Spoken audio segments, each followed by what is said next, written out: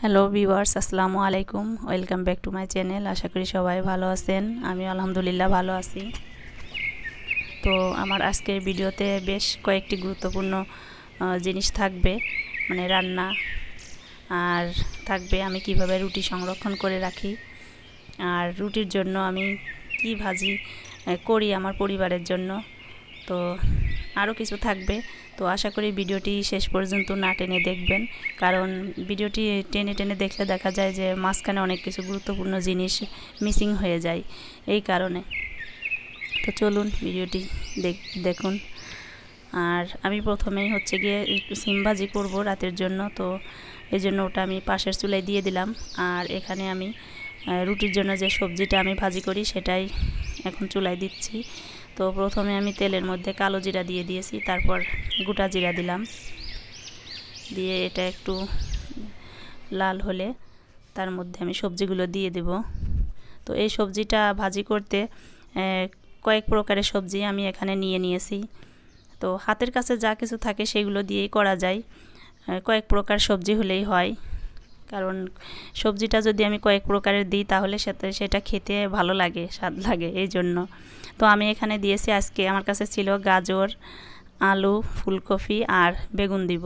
তো আমি এখন আগে দিয়ে দিলাম আলু আর হচ্ছে গাজরটা, কারণ এই দুইটা একটু সিদ্ধ হতে সময় লাগে, এই কারণে এই দুইটা সবজি আমি আগে দিয়ে দিলাম।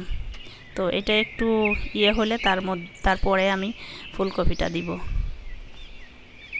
আর আমি এখানে সামান্য একটু পানি দিয়ে দিয়েছি, কারণ এটা সিদ্ধ হতে হবে, আর গ্যাসের চুলায় প্যানে তাড়াতাড়ি হয়ে যায়, পানি শুকিয়ে যায়, এই জন্য আমি সামান্য একটু পানি দিয়ে দিয়েছি যাতে আমার সবজিটা একটু নরম হয়, কারণ রুটি দিয়ে সবজি যেটা আমরা খাবো সেটা একটু নরম হলে ভালো লাগে, এই কারণে। আর আমি এখানে সিমও দিই, কিন্তু সিম আমি দিব না, কারণ আমার জিসান সিম খেতে চায় না ভাজির মধ্যে, এই জন্য সিমটা স্কিপ করেছি। তো এই যে আমার সবজিটা একদম গলে গেছে, মানে নরম হয়ে গেছে সুন্দর, আর একটু নাড়াচাড়া দিয়ে দিলেই হয়ে যাবে। তো আমি সকালে ওকে টিফিন দেবো, এই জন্য আমি রাতেই ভাজিটা করে রেডি করে রেখেছি, আর সকালে ওর টিফিনে তাহলে আমি তাড়াতাড়ি দিয়ে দিতে পারবো।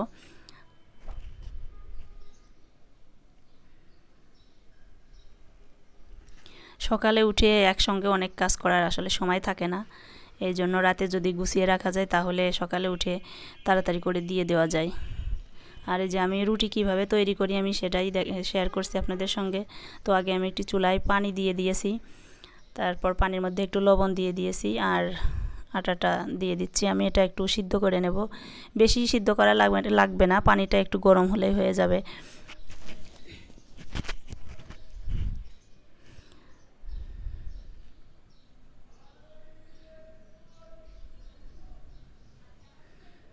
তো আমি এটা আমার আইডিয়া মতো আমি পানি দিয়ে করি, আর যারা নতুন তারা মেপে করতে পারেন পরিমাণ মতো। আমি পরিমাপটা পরে আরেকদিন শেয়ার করব কিভাবে পরিমাপ করে করা যায়। তো আমরা করতে করতে অভ্যাস হয়ে গেছে, এই জন্য পরিমাপটাও বুঝে গেছি কতটুকু পানির মধ্যে কতটুকু গুঁড়া যাবে। আর যদি বাই চান্স কম বেশি হয়ে যায়, পানিটা বেশি হয়ে যায়, তখন একটু গুঁড়া বেশি দিয়ে দিলেই হয়ে যায়। আর গুঁড়া যদি শুকনা হয়ে যায় তার মধ্যে একটু গরম পানি আলাদা করে রেখে দিতে হয়, পানি গরম করে, তো সেই পানিটা দিলেই হয়ে যায়। তো এই যে আমি ইলিশ মাছের লেজ ভর্তা করব। তো এখানে শুধু আমি লেজই রাখিনি, কারণ একটা লেজে অনেক কম হয় ভর্তা, এই জন্য আমি বাকি যে কাটাকুটিগুলি সেগুলিও নিয়েছি, মাথা নিয়েছি, আর রেখেছি আমি ডিম, আর এক পিস মাছও রেখেছি। তো একসঙ্গে আমি সবগুলো আজকে ভর্তা করব, দেখি ভর্তাটা খেতে কেমন হয়। তো ইলিশ মাছের ডিম তো খেতে এমনিতেই টেস্ট, সবাই পছন্দ করে, এই কারণে আমি ভাবলাম যে শুধু লেজ কেন, এর মধ্যে আমি ডিমটাও দিয়ে দেখি কেমন টেস্ট হয়। খেতে মনে হয় যে খারাপ হবে না, কারণ ডিম খেতে সবাই পছন্দ করে, ভালো লাগে। তো এখানে আমি একটু লবণ, হলুদ আর সামান্য একটু মরিচের গুঁড়া দিয়ে মাখিয়ে নিচ্ছি। আর মরিচের গুঁড়াটা অপশনাল, দিলেও চলে, না দিলেও চলে। আর প্যানে আমি সামান্য একটু সয়াবিন তেল দিলাম। তো সয়াবিন তেলটা এখানে না দিয়ে শুধু সরিষার তেল দিয়ে ভাজলেও হবে, কারণ আমরা এই ভর্তার তো সাধারণত যে কোনো ভর্তায় সরিষার তেল দিয়ে করা হয়, এই কারণে। তো যাই হোক, আমি আগে মনে ছিল না, এই জন্য আমি সয়াবিন তেলটা দিয়ে দিয়েছি, তারপর আমি সরিষার তেলটাও দিলাম। আর ভর্তা যখন মাখাবো তখন তো তেল দিবই, সরিষার তেল দিয়ে। তো এখন ভাজার সময় যে কোনো তেল দিয়ে ভাজলেই হবে, এটা কোনো সমস্যা হবে না।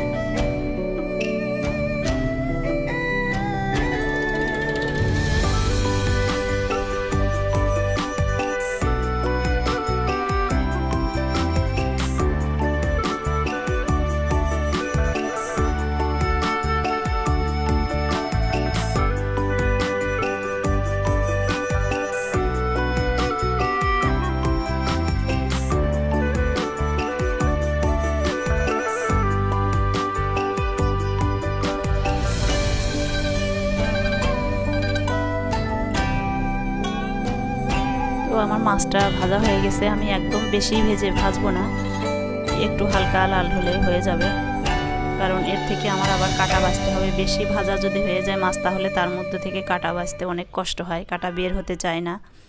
এটাও একটা টিপস আমি জানি, কারণ অনেক মাছই আছে বেশি ভেজে যদি কড়কড়া করা যায় তাহলে সেই মাছের কাটা বাছতে অনেক কষ্ট হয়, এই কারণে। তো এই যে আমি এখন কাটাগুলো বেছে নেব, আর মাছের কাটাগুলো আমি একদম ভালো করে বাছবো, কারণ আমার জিসান খাবে। ও ছোট মানুষ, ও মাছের কাটা থাকলে খেতে পারবে না, আর ও যে কোনো মাছের কাটাই ও মানে ওর মুখে পড়লে ও সেটা আর খাবে না, সে যত ছোট মাছই হোক না কেন। এজন্য ওর জন্য খুবই পরিষ্কার করে মাছের কাটা বাছতে হয় আমার।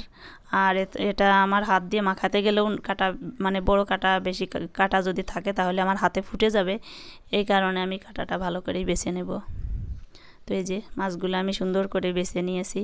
তো আমি ভর্তাটা আমি মাখাবো না, আমার বাসায় এর আগেও আমি দেখিয়েছি, আমার বাসার ভর্তা, যে কোনো ভর্তা করতে গেলে আমি মাখাই না, জিসানের আব্বুকে দিয়ে মাখাই, কারণ ওর হাতের ভর্তা আমার খেতে ভালো লাগে, আমার নিজেরটা আমার নিজের ভালো লাগে না। আমি জানি না এটা আমার বেলায় নাকি অন্য কারোর বেলায়ও হয়। তো আসলে সত্য কথা আর একটা, যে ভর্তা মাখানো একটা অলসতা, এই জন্যও আমি মাখাই না। তো এই যে আমি শুকনো মরিচ ভেজে রেখে দিয়েছিলাম, আর একটা বড় আকারের পেঁয়াজ কেটে নিয়েছি কুচি করে। তো এটা আগে মাখিয়ে নিয়ে তারপর ওইটার মধ্যে দিতে হবে। তো এই ভর্তাটা শুকনো মরিচ দিয়েই বেশি টেস্ট হয় কাঁচামরিচের থেকে, আর নর্মালি যে কোনো ভর্তা আমি কাঁচামরিচ দিয়ে করি অন্য কোনো ভর্তা হলে। আর এই যে মাছটা ভেজেছিলাম সেই তেলটা রেখে দিয়েছি আমি, সেই তেলটা এর মধ্যে দিয়ে দিলাম, কারণ এটা ইলিশ মাছের তেল ওর মধ্যে থাকে, ভাজার সময় মাছের তেলটা বের হয়ে যায়, এই জন্য এই তেলটা দিলে ফ্লেভারটা অনেক সুন্দর আসে, আর খেতেও টেস্ট লাগে, ভালো লাগে। আর এই যে এখন আমি আর একটু সরিষার তেল দিয়ে দিচ্ছি, আর এই তেলটা আমার একদম খাঁটি সরিষার তেল, বাড়ি থেকে নিয়ে আসা, কোনো ভেজাল নাই। তো দেখুন, দেখতেই কতটা সুন্দর লাগছে, লোভনীয়, আসলে খেতে অনেক স্বাদ হয়েছিল।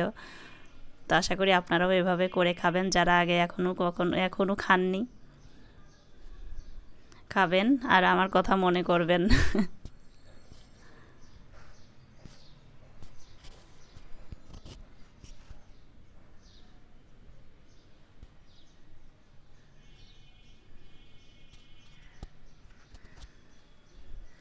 এই যে ভর্তাটা মাখানো শেষ।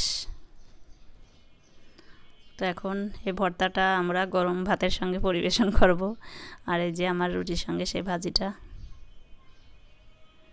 তো গরম ভাতের সঙ্গে এই ভর্তাটা আসলে খুবই টেস্ট লাগে। ইলিশ মাছের ইলিশ মাছের লেজ বললে ভুল হবে, ইলিশ মাছ মানে সব কিছু মিলেই আমি ভর্তাটা করেছি।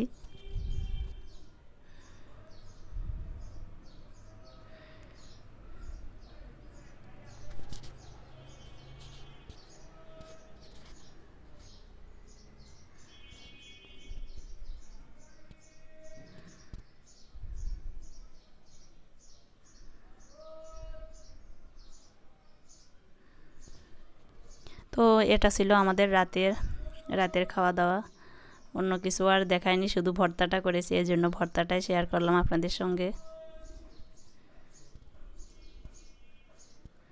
তো পাশে জিসানের আব্বু খাচ্ছে, আর জিসান তো খেলা করছে, এখনও আসেনি। আর আমার তাসদিদ আজ 4-5 দিন ধরে বাসায় নাই, ওর বাবা নিয়ে রেখে আসছে বাড়িতে ওর নানুর কাছে, কারণ আমি যাব 2-3 দিন পর, এই জন্য বললাম যে তাহলেও থাক, আমি যেয়ে নিয়ে আসবো। আর এই যে আমি ফ্রিজে রুটি রেখে দিয়েছিলাম রাতে, সেই রুটিটা আমি এখন বের করে সেঁকে দেবো জিসানকে স্কুলে সকালে। তো আমি কিভাবে রুটি রেখে দিই সেটাই আপনাদের সঙ্গে শেয়ার করছি।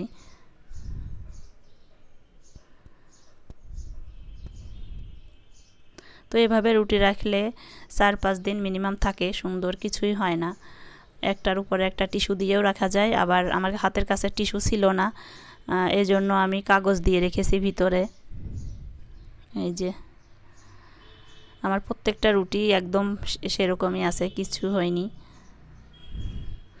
তো আমরা যখন তাড়াতাড়ি সকালে নাস্তা করে দেব হাজব্যান্ডদেরকে যারা অফিসে যায় তাদের জন্য, তো এইভাবে আমরা রাতে যদি গুছিয়ে রেখে দিই তাহলে সকালে শুধু তাওয়ায় ভেজে নিলেই হয়ে যায়, মানে সেঁকে নিলেই হয়ে যায়। আর রুটিগুলো একদম পারফেক্ট সুন্দর ফলে, একটু নষ্ট হয় না।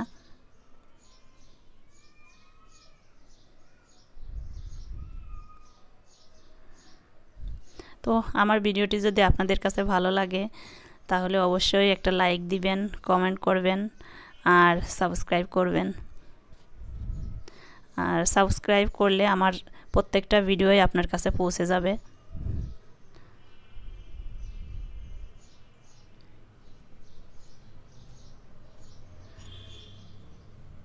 তো এই দেখুন কত সুন্দরভাবে রুটিটা ফুলছে। তো যে কোনো তাওয়ায় না প্রথম রুটিটা দিলে সেটা বেশি একটা ভালো হয় না, তারপর থেকে রুটিগুলো ভালো হয়। প্রথমটা কেন জানি পারফেক্টলি হতে চায় না।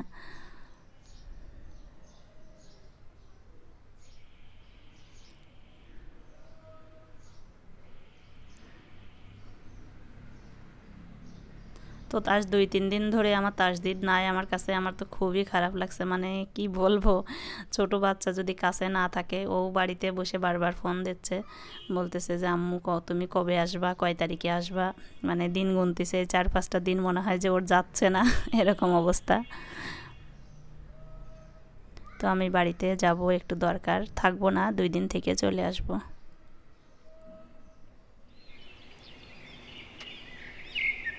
এই যে আমি বেশি রুটি সেকিনি, 3টা রুটি শুধু সেকেছি জিসানকে দেবো বলে। এই যে রুটিগুলো আমি আবার এইভাবে রেখে দেব।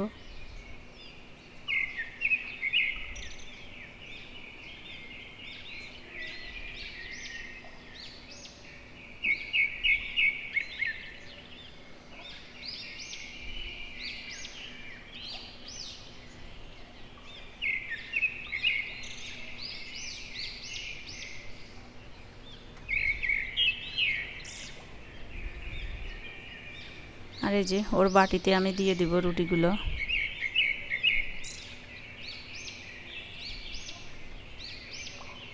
রুটিগুলো আমি এইভাবে ভাঁজ দিয়ে দিব, তাহলে বাটির মধ্যে জায়গাটা কম লাগবে।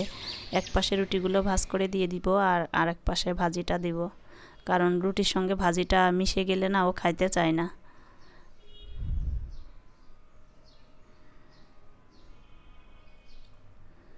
তো এই যে আমার আজকের আয়োজন। ভিডিওটি কেমন লাগলো অবশ্যই জানাবেন কমেন্টে, আর সবাই ভালো থাকবেন, আমার জন্য দোয়া করবেন। খোদা হাফেজ, আসসালামু আলাইকুম।